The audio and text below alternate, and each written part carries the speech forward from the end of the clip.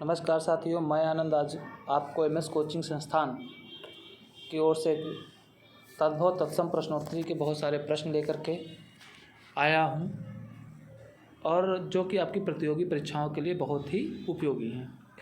तो चलिए शुरुआत करते हैं। आज हम तद्भव और तत्सम जानते हैं क्या होता है। हमारी एमएस कोचिंग संस्थान इस समय एकेडमिक और कंपटीशन क्लासेस जो कि निरंतर रूप से चालू हैं। चलिए शुरुआत करते हैं। सबसे पहले हम समझेंगे कि तद्भव तत्सम क्या होते हैं। भारतीय आर्य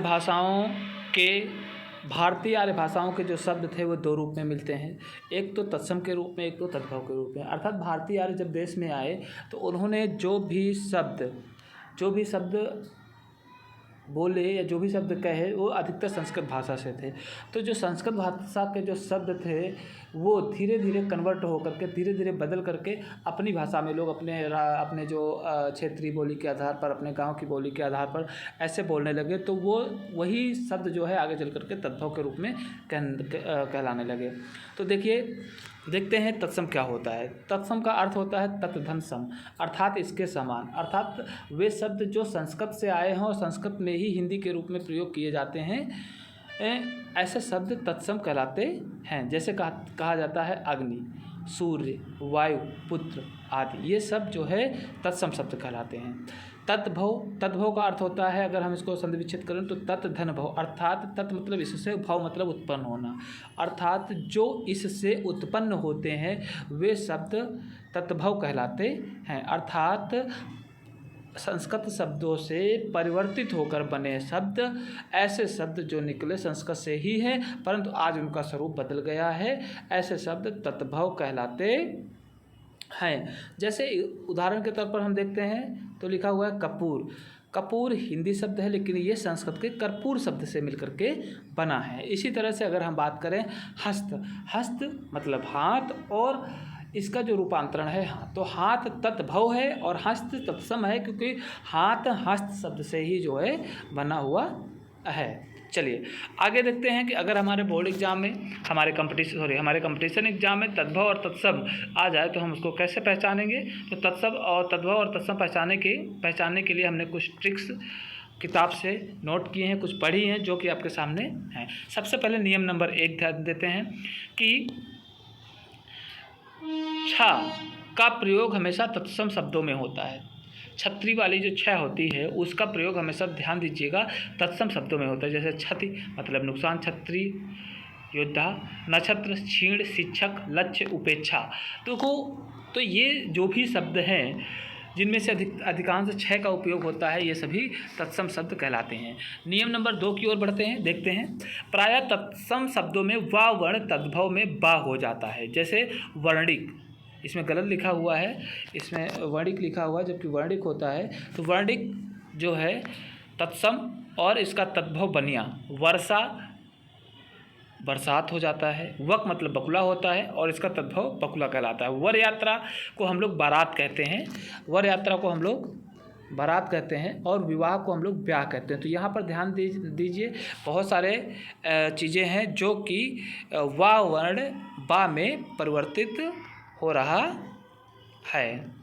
तो ध्यान देते हैं आगे। इसी तरह से अगले पेज में ध्यान देते हैं। नियम नंबर 3 है प्रायः जिन शब्दों में सा होता है उनका सा हो जाता है। अर्थात सलजम वाली सा, अर्थात सीटी वाली सा का सा में परिवर्तित हो जाता है। जैसे तत्समय श्यामल, तो इसका जो तद्भव होता है वो होता है सांवला।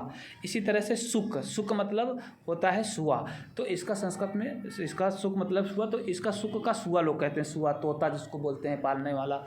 इसी तरह साक, तो साक होता है संस्कृत में। इसी तरह साग मतलब सब्जी वगैरह जो होता है, ऐसे साग। ठीक इसी तरह सुंड मतलब सूंड, तो सुंड में देखिए सीटी वाली सा बनी हुई है और यहाँ पर देखिए सड़क वाली सा बनी हुई है। इसी प्रकार से जैसे ससुर, तो ससुर में सीटी वाली सा बनी हुई है, लेकिन यहाँ पर देखिए ससुर सड़क वाली सा बनी, तो यहाँ पर भी सा का सा। तो ये भी ध्यान दीजिए, अधिकांश शब्दों में सीटी वाली सा जो है वो तत्सम में होती है और सड़क वाली सा जो है वो तद्भव में होती है।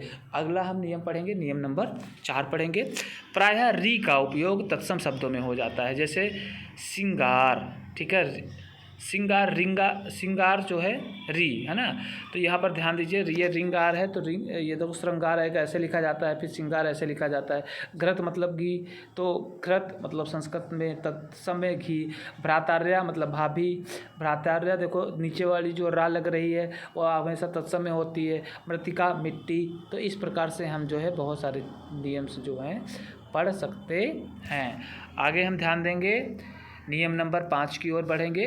नियम नंबर 5 हमारा कहता है विसर्ग का प्रयोग उन्हीं संस्कृत शब्दों में होता है, विसर्ग का प्रयोग उन्हीं संस्कृत शब्दों में होता है जो हिंदी के उसी रूप में होता है। जैसे कर्पूरा, तो कर्पूर हिंदी में कर्पूरा, संस्कृत में भी कर्पूरा। ज्येष्ठ, ज्येष्ठ तो ये सभी अगर हम बात करें तो संस्कृत शब्द है और हिंदी में कर्पूर और ज्येष्ठ होता है। इनको अगर हम कहें तो ये तत्सम की श्रेणी में रखे जाते हैं। चलिए अगले इसमें देखते हैं। हमारे बहुत सारे शब्द हैं जिनको हम ध्यान देते हैं। यहाँ पर थोड़ा सा तत्भव और तत्सम में जो है हम लोग ध्यान देते हैं, आपको यहाँ पर ध्यान देना है। कुछ प्रश्नोत्तरी में बहुत सारे शब्द हैं जिनको आपको पढ़ करके बता देते हैं कि क्या करना है।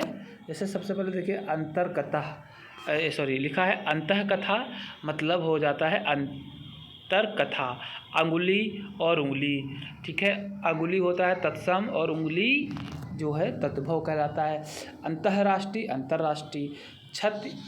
अच्छ मतलब आँख, अक्षर आखर, अग्नि आग, आश्चर्य अचरज, उलूक उल्लू, काजल कज्जल बोलते हैं, कज्जल तत्सम और काजल जो है आपका बोला जाता है तद्भव में। कपाट किवाड़, कंगड़ कंकड़, कंगन, कच्छप कछुआ, कार्य काम है ना, कर्ण कान, कपोत कपूतर, कातर कायर, ठीक है, आद्रक अदरक, अग्र आगे।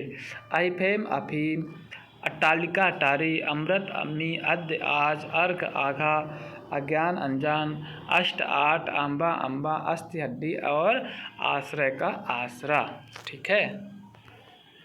अगले इसी तरह से ध्यान देंगे, ये हो गया है।